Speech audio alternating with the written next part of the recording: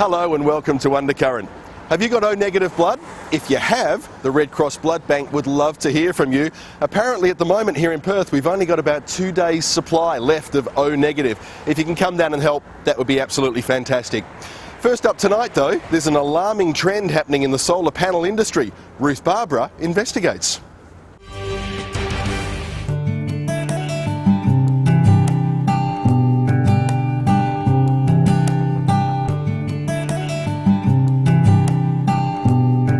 Why did you decide to make the switch to solar energy? It would make us cheaper electricity, and it's good, for the environment. And how has the village benefited since the introduction of solar energy?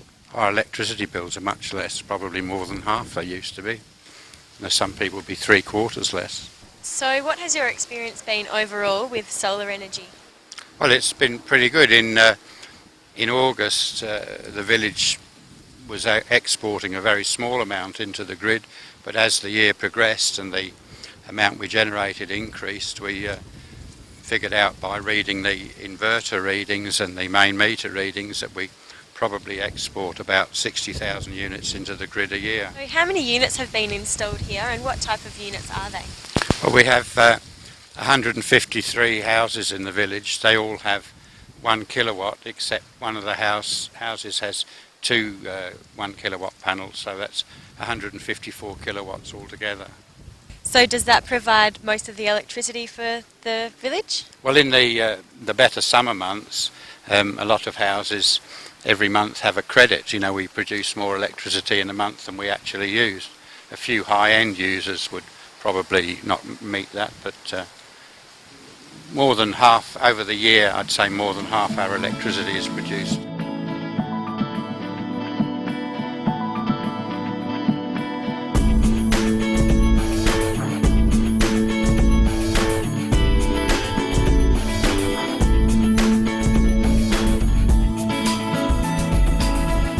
How has business been going for you over the last year? Booming. I only got into it in January, but since then I've been working 6 days a week. And how many of these installations would you do a week? It varies. If they're big jobs, we'll only get 1 done a day. If it's small jobs, we get 2 done a day, so it can be anywhere between 8 to 12 jobs a week. And what are the things to consider when installing a solar system? Well, if you have a good north-facing roof with no shade and no trees around, that's the main thing, and that you have a nice steep roof too, that helps. I guess the best advice we can give to any consumer is to understand what they're getting themselves in for, do some research and understand all of the ins and outs of what a solar PV system means and what it's going to do for you as a customer. The average household is going to get about 1/3 of its power covered by a 1.5 kilowatt system. But we have to understand as consumers whether we are an average household in terms of electricity generation. So it's very important we understand what our daily consumption is and then what these systems are going to produce as an offset against our electricity accounts. And how much does that system cost on average, and how long will it last? We can see prices that will range from as low as a couple of $1,000s up to perhaps $5,000 or $6,000 for these particular systems. So it's going to depend on both the quality and the way in which these systems are installed and your particular location about that actual cost.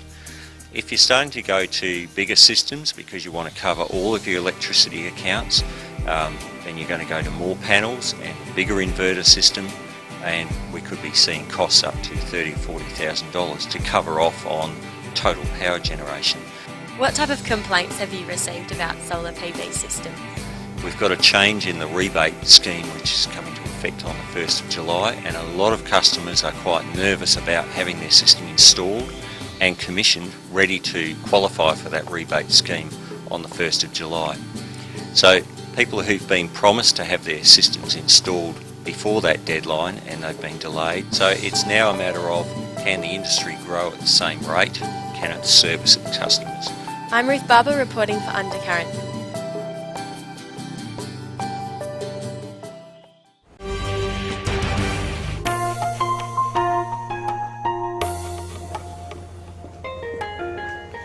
Now we know what the government and industry think of the local content bill that's currently up for debate in Parliament. But what we don't know is what the unions think. Mara Pamana investigates.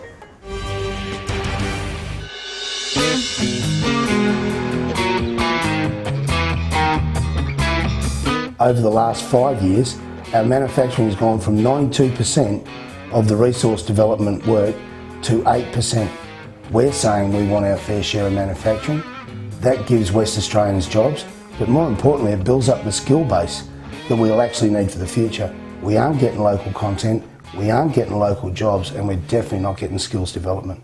The Skilled Local Jobs Bill is an initiative to ensure that the people of Western Australia have the transparency required to see what goes on between the proponents of resources projects and the agreements they make with government.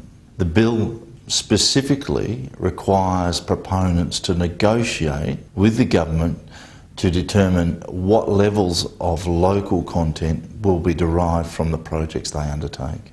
Most other countries, developed nations, have got a protection mechanism for their local content to make sure that they have got a manufacturing industry in place and they do build those skills for those other bigger projects. If you look at the Chinese government and other strong governments, they stand up and say, if you want our project, you must give us some work.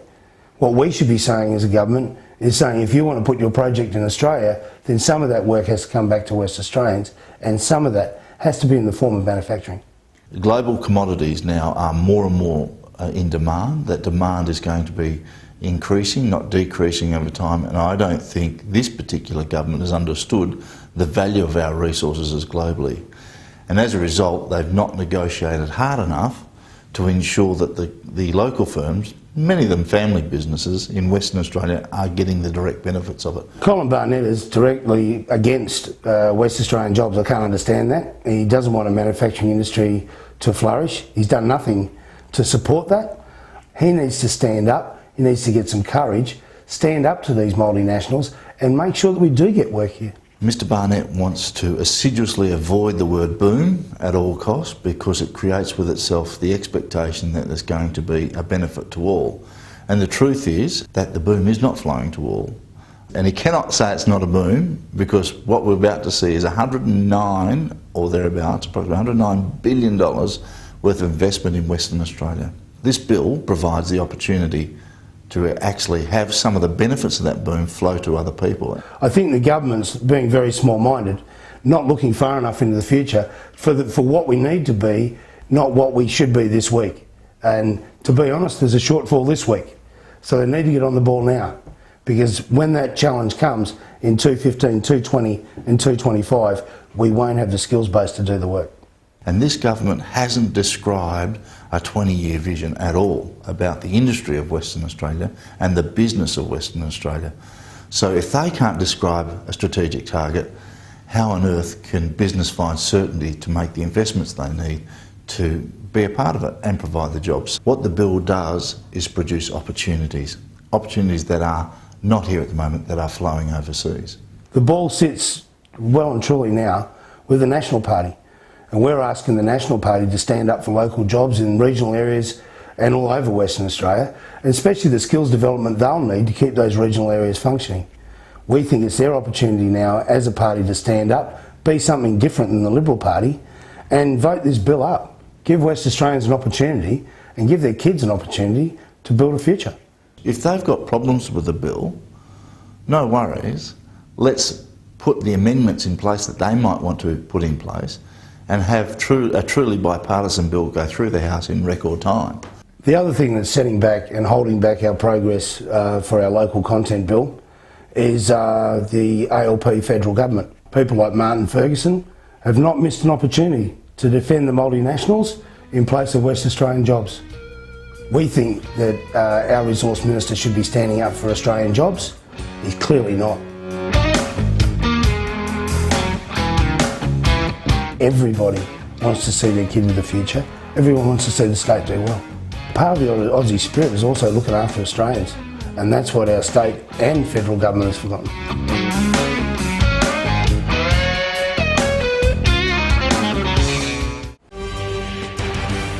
There's been a huge surge in the number of people getting tattoos in recent years, but what does the public think about this very personal form of expression? In this week's Vox-Pop's Undercurrent finds out. Today we're in Perth's Murray Street Mall to see what you think about people serving you in a shop, business or maybe even a bank with tattoos on their neck or face. I don't think neck and face is very good. I mean, I like body art, but that can be like a little bit intimidating. I think each their own, but if it's in a professional manner, they shouldn't have tattoos. You know, I believe, tattoos are fine, but once they're on your face or people can see them, it's just not a good image. I think it's alright, it's just that at least it's not one of those scary ones, that cover your face and, make you look like a serial killer. I don't think people should have them strong opinions against that. At the end of the day, it could be a cultural thing and you wouldn't discriminate against serving somebody if it was their culture, regardless of whether they had tattoos or not. I've got no problem with him at all. I've got mates that have got tattoos on their necks, and he works in a bank and he's a financial advisor, and he's got them all up his neck and his hands, and he seems to get a job quite easy. I think it's a bit discriminating people getting... You could be the nicest person in the world and not be able to get a job in business. Recently I was in McDonald's. He had a tattoo all over his face and he was serving me at McDonald's. I'm thinking, who's this idiot? I guess it depends where. I work in hospitality and we have tattoos and stuff. On the neck and face, it's probably a bit inappropriate in restaurants. Bars probably wouldn't matter so much. What do you reckon? I don't think so. I think it's probably, in society, it's a bit of a turn-off, I think. Yeah. It doesn't particularly worry me. I'd be more concerned about issues of, say, personal hygiene, and courtesy and manners would be more of concern to me than tattoos. It just gives you an impression about someone that you just feel uncomfortable about. They've got like a big tattoo on their neck saying a bad word or whatever, it's just, you feel uncomfortable with someone like that. I do know people that do have tattoos, and they're just normal people. I think a lot of this body art now is more mainstream. So, for me it's not an issue, but I can certainly see how it would be for some people. Although opinions were divided, most people do accept tattoos on the neck and face, but feel that it is inappropriate in customer service environments. I'm Scott O'Keefe, reporting for Undercurrent.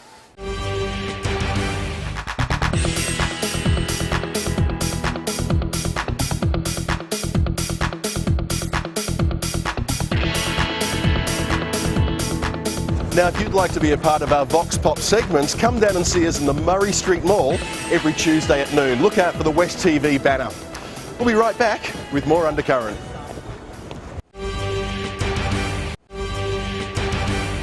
Continuing his series of chats with well-known personalities, Nick Hayes is once again at 150 East Riverside having a chat with Channel 10 sports reporter Caty Price about what it's like to work in a heavily male-dominated industry.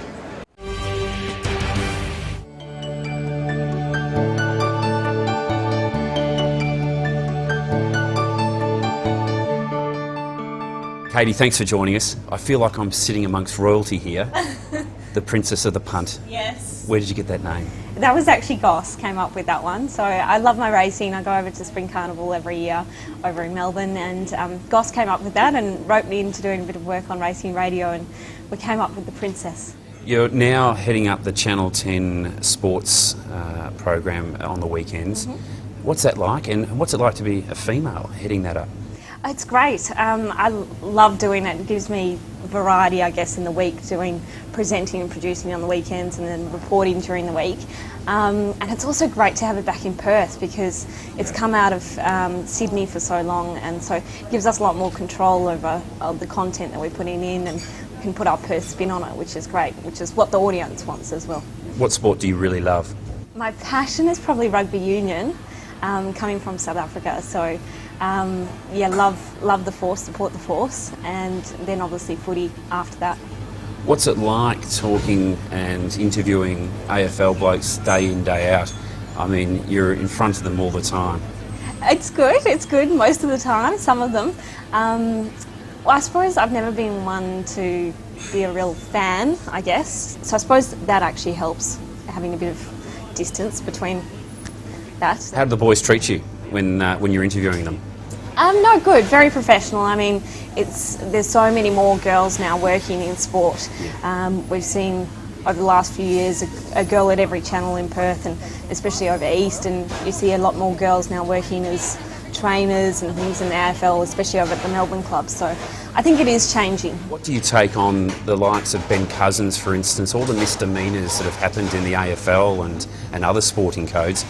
What's your take on that when you're interviewing it? Is it something that the public really wants to cover, or is it what the media really wants to cover? I think there is a genuine interest in it from the public, and probably that was one of the most challenging times over my career with West Coast, having all of their off-field problems.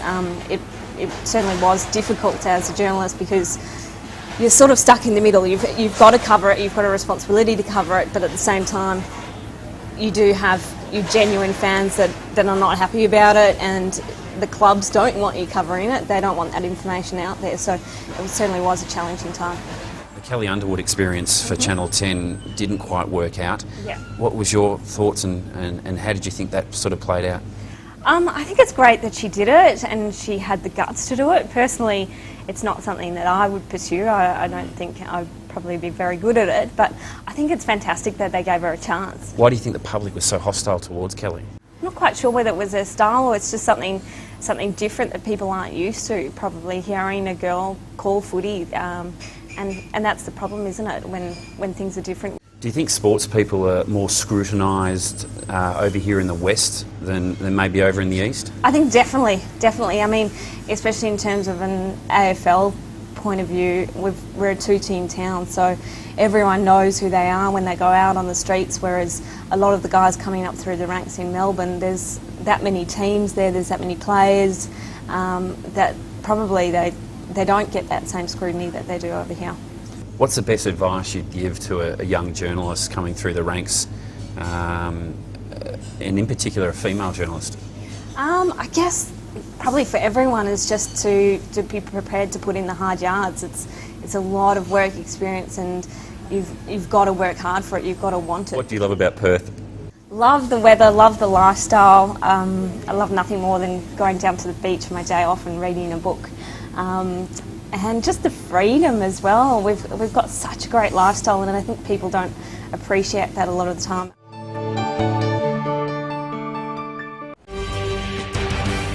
In Australia we have a lot of freedoms. We're fortunate. We have the freedom of speech, the freedom to get together in a public place. There are certain places in the world where that's absolutely not the case. And in fact, this week marked the 22nd anniversary of the horrors of Tiananmen Square. 150,000 people turned out in Hong Kong to protest, well, the dictatorship of the Chinese government. We wanted to find out what the people of Perth thought about Tiananmen Square. The candlelights in Hong Kong Victoria Park is brighten up the city to those students and citizens who were killed or imprisoned during the Beijing massacre happened at 4th June 1989. There were so much people attending to the point that the lawn, basketball and 6 football fields in front of the stage were occupied with citizens hoping democracy will soon come to China. During the service, the organizer has played a short documentary of Hong Kong Alliance chairman Mr. Shi To-wah, who passed away early this year. In the video, he reminds people that Hong Kong and China's road to democracy still have a very long journey to accomplish. He also mentioned that extra effort is needed in order to change China from the biggest single-party country in the world into the democratic state. The organizer has also played mainland China activist Teng-Chi Lam's recording, asking the Chinese government to readdress the June 4 massacre. The organizer said the torch of democracy had been passed on the younger generation. I feel very much moved by the crowds attending today, especially young faces coming in, and especially when we see that lots of mainland compatriots come over to greet us, to support us. The chairman, Li Yan, said there are at least 150,000 people that attend tonight the candlelight vigil to mark the 22nd anniversary of the Beijing massacre. Yesterday marks the 22nd year of the Tiananmen massacre, when the world pauses and watched as the communist troops brutally arrest murdered protesters by shooting or rolling them over with military tanks. But do Australians remember that yesterday was the day? No, I don't know. I have no idea. I think it's the Beijing massacre. Interestingly, we found some people that can clearly recall. It's the disaster at Tiananmen Square. I think the students, there were a whole lot of students protesting and wanting democracy in China. It's not a surprise that most Australians haven't forgot this piece of history, but simply put it into their memory back burners. In order to bring them a trip down the memory lane, I gave them a clue. Yeah, I remember that, yes. I was seeing it on television. It is the Beijing massacre. That's when the Chinese, the students revolted against the Communist Party in China. I remember being told that people need to speak up, and these people weren't able to speak up, and if they spoke up they would be gunned down or shot, and that's exactly what happened. Murdoch University Media School Associate Professor Martin Manhandel believes that the Beijing massacre was one of the greatest examples and one of the first locations where the power of the people is actually proclaimed. It's a very important historical moment for the whole of the world. I mean, for once we actually saw the power of the people stand up and make a statement. He also believed that democracy will be different in each country due to the cultural influences, and people can't expect everywhere is the same. Democracy is totally different, so we cannot expect that the Chinese democracy is going to be the same as American democracy or French democracy or Australian democracy. It is democracy, but with a cultural tinge. To conclude, the public together agrees that a lot of Australians take democracy for granted, and the Beijing massacre was a complete tragedy. You don't shoot on humans, or especially students, you know, they're the future of the country. We're taking it too much for granted, and that's what's happening. I think they say the price of freedom is eternal vigilance. It is something that you have to be prepared to be vigilant and careful and watchful about, otherwise you lose those rights.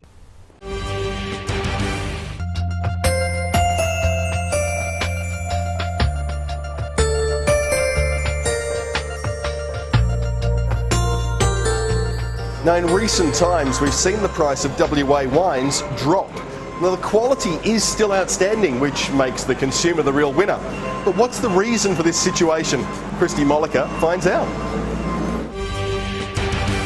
Australia's ability to produce consistently outstanding wines at internationally competitive prices saw its industry boom during the mid-90s, when it grew from being worth $50 million to a staggering $2.5 billion. However, in recent years, producers have seen this growth slow. But what does that really mean? The situation means that Australia's wine producers have found themselves in the midst of a wine glut, with an oversupply of wine and grapes. President of the WA Wine Association and owner of Faber Vineyard, John Griffiths, shed some light on the situation. We grow a lot of grapes in Australia, and we've grown a lot over the last 10 years, particularly in WA, mainly because we were doing so well, and a lot of people decided to invest in the industry, and that was good to a point, but now we've invested and invested and invested to the point where we actually make more than we can sell. So what can be done about the situation at the moment? Well, there's two things. We either sell more or we make less. So both are occurring. I think some people who invested in the industry have found out it wasn't as viable as they thought, or it was a lot harder work than they thought, so some of those people are leaving the industry. The wineries are working collaboratively and also working with the state government to develop new markets, particularly the Chinese market is a very big opportunity for West Australian wine. So it is true that some wineries are having to close down? Oh, I think definitely there's some vineyards going out of production, and the assumption is that they're the vineyards that are more marginal, or the vineyards that aren't producing the high quality grapes that West Australian winemakers need. And some wineries are doing it pretty tough. I guess they're the ones who perhaps haven't been able to find the routes to market that they need, the distributors, the agents in export countries and so on. Slav Moweski, restaurant manager of 150 East Riverside, says it's very much a win-win situation for consumers. Yeah, definitely. Our customer is the only winner really in the situation, because our restaurants will pass on the prices of wine regardless what they are, because we obviously have to supply wine to our guests. At the same time, the vineyards have to keep discounting wines to be kind of, in a competition with other suppliers, mainly big corporations. I mean, here, because we have endless resources to basically back up selling wines at a very low margin. So even with a loss, just for the sake of sustaining the production.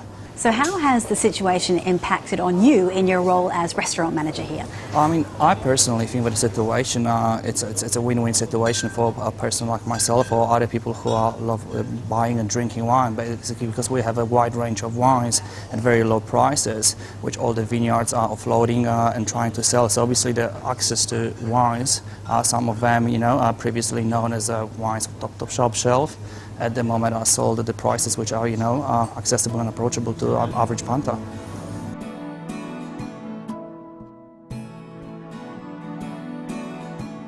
How much longer do you expect this situation to last? It's very hard to say. I think if within 2 or 3 years we'd like to think that some of the production has been whittled back, that the new markets are coming on stream and that things should pull through quite nicely.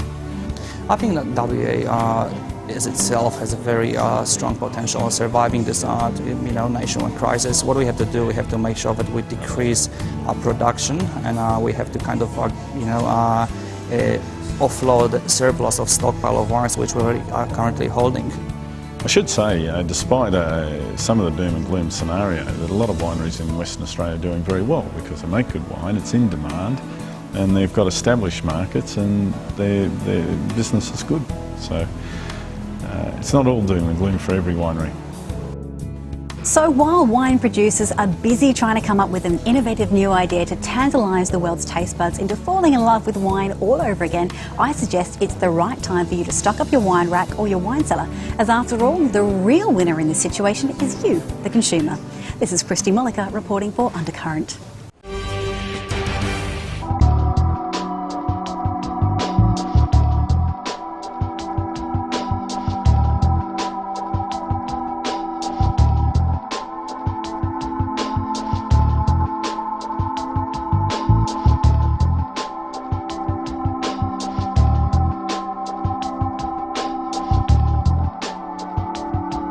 All the excitement of being in the city. It's a Thursday afternoon as we're filming these Undercurrent links, just after 2 p.m, and they've just evacuated the Perth Underground train station because of an unattended package on the platform. We'd love to go down there and grab some footage for you, but everybody's been kicked out.